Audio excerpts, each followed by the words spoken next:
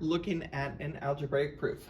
The steps are written out on the left, so we are just responsible for writing the justification or the reason. The first one, we're going from here, from the top one to the next one. We're distributing that 2 through, and so that is the distributive property.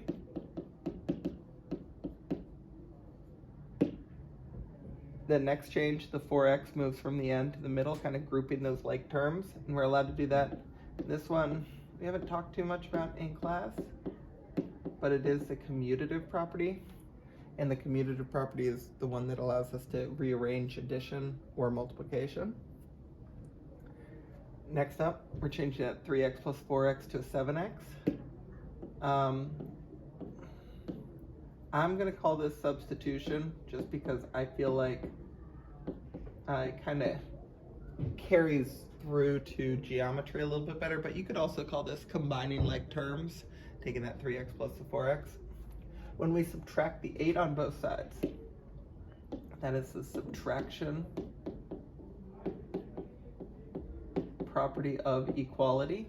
I know it's a lot of writing, but trust me, I've done this writing many times. Here again, we're kind of subtracting that 8. We could talk about this being, sorry, I'm trying to work a pattern of colors here, but we could talk about this being identity property.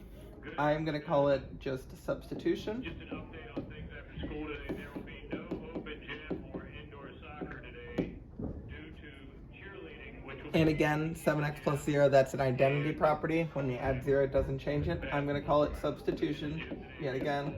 Again, just trying to build the geometry skills more than algebra right now. Dividing by 7 on both sides is the division property of equality.